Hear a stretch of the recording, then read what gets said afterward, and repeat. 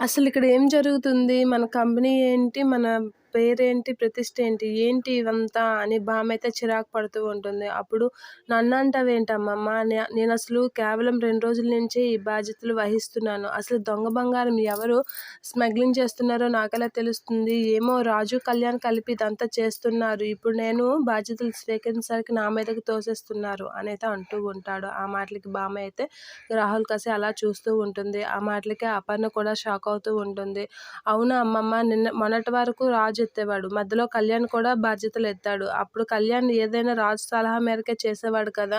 ఏమో రాజు సలహా మేరకే దొంగ బంగారం కూడా కొన్నాడు అనైతే రాహుల్ అయితే కళ్యాణ్ మీదకి, రాజు మీదకి తప్పు నెట్టేస్తూ ఉంటాడు. అలా నెట్టేసరికి ఏంటి రాహుల్ తప్పించుకుందామని చూస్తున్నావా అని స్వప్న కూడా అంటూ ఉంటుంది. నువ్వు భర్తని నమ్మడం మానేసి బయట వాళ్ళని నమ్ముతావేంటి స్వప్న అనైతే అనేసరికి అదెప్పుడు మనల్ని నమ్మిందిలే. అయినా కళ్యాణ్ రాజ్ చేస్తే నా కొడుకు మీద అంటారేంటి? నా కొడుకు నిన్న కాక మొన్న బాధ్యతలు అప్పజెప్పేసి నా కొడుకుని ఈ బాధ్యతల నుంచి తప్పించడానికే ఇదంతా మీరు ప్లాన్ చేశారు కదా! వీడి మీద వేస్తారేంటి?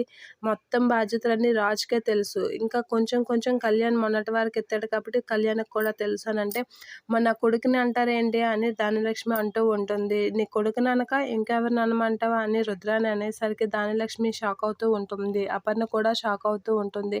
ఇక రాహుల్ రుద్రాని అయితే దొంగ బంగారం కేసు విషయం అయితే రాజు మీదకి, కళ్యాణ్ మీదకి నెట్టేయాలని చూస్తూ ఉంటారు. ఏం చేయలేక రుద్రాన్ రా ర ధాన్యలక్ష్మి అయితే షాక్ అయ్యి అలా చూస్తూ ఉండిపోతూ ఉంటుంది. ఇక రుద్రాని, రాహుల్ అయితే అలా వాళ్ళ మీదే తప్పు నెట్టేస్తూ రాజునైతే అరెస్ట్ చేపిస్తూ ఉంటారు.